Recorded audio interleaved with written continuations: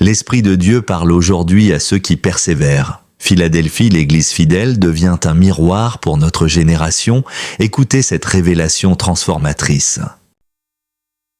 Cela, nous prions dans le nom de Jésus de Nazareth, dans le thème la Philadelphie. Comment définir la Philadelphie? La Philadelphie, à l'époque, était une église fidèle qui regardait la parole de Dieu et ne rendait pas le nom de Jésus. Et c'est-à-dire, les chrétiens de Philadelphie avaient été en but à l'opposition du monde et avaient refusé de se conformer aux tendances du moins perverses des autres églises. Ils avaient persévéré du moins dans la royauté à Christ et l'évangile.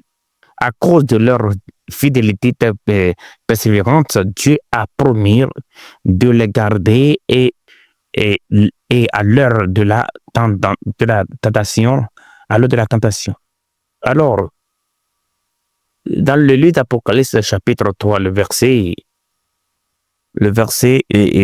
7, écrit à l'ange de l'église de Philadelphie, voici ce que dit le Saint, le véritable, celui qui a la clé de David, celui qui ouvre et personne ne fermera, celui qui ferme et personne n'ouvrira. Je connais tes œuvres, voici parce que tu as peu de puissance et que tu as gardé ma parole et que tu n'as pas réunir mon nom. J'ai mis devant toi une porte ouverte que personne ne peut fermer, Aujourd'hui, je m'en vais nous annoncer de bonnes nouvelles comme quoi les portes que l'ennemi a fermées, aujourd'hui, le Seigneur les ouvrira et il fermera les portes de nos ennemis. Voici, je te donne de ceux de la synagogue de Satan qui se disent juifs et ne le sont pas, mais qui mentent. Voici, je les ferai venir se prosterner à tes pieds et connaître que je t'ai aimé, parce que tu as gardé la parole de la persévérance en moi. Je te garderai aussi à l'heure de la tentation qui va venir sur le monde entier pour reprouver les habitants de la terre. Je viens bientôt. Retiens ce que tu as afin que personne ne prenne ta couronne. Alors, l'heure de la tentation est comme la promesse de Christ de garder les fidèles de Philadelphie à l'heure de la tentation est identique à celle de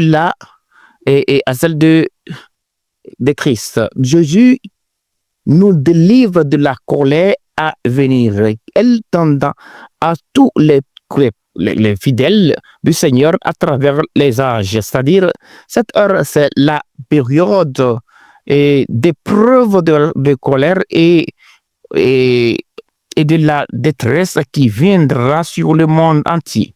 Au cours de la dernière année de cet âge, juste avant l'établissement du royaume de Christ sur la terre, c'est-à-dire à ce sujet, la Bible nous révèle les doctrines suivantes, à savoir, ce temps d'épreuve correspond à la colère de Dieu sur l'impie, c'est-à-dire dans Zacharie 14, 1er. Et c'est également à cette époque que Dieu déchaînera du moins de Satan sur les hommes pieux.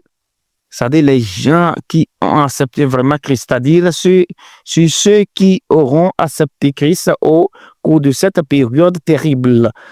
Nous avons quel terrible problème avec Christ sur lequel Dieu est en train de nous regarder. Il va nous délivrer des mains des méchants, des mains des sorciers. Ils endureront la faim, la soif, les difficultés climatiques. Job a senti plus que ça. Dieu voulait voir s'il aime vraiment.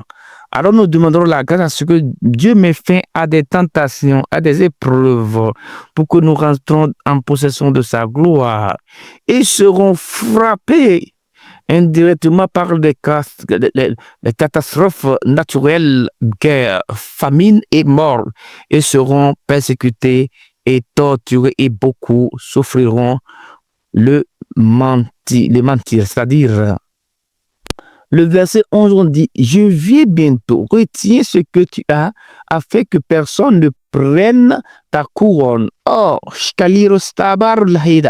quant à ceux qui auront triomphé du malin avant cette heure, Dieu les gardera de cette période d'épreuve vraisemblablement grâce à l'enlèvement au cours duquel il enlèvera ses fidèles à la rencontre de Christ dans les airs avant de déverser sa colère. Jean 14, 3.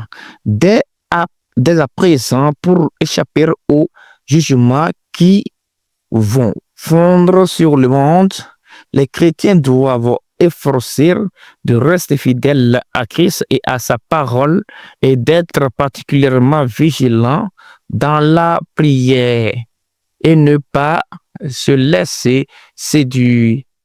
Alors, je viens bientôt. Le lien étroit qui existe entre ce verset indique que les chrétiens seront délivrés lors de la venue de Christ pour enlever son Église de la terre.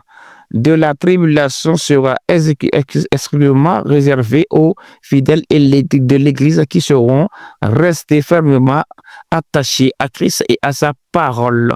Alors cela est évident que aujourd'hui, quelles que soient les situations que nous endurons, le Seigneur va venir à notre recours pour nous délivrer, nous restaurer au nom de Jésus-Christ de Nazareth. Merci d'avoir suivi ce message. N'oubliez pas de vous abonner, de partager cette vidéo et de rester ferme dans la foi. Dieu vous fortifie.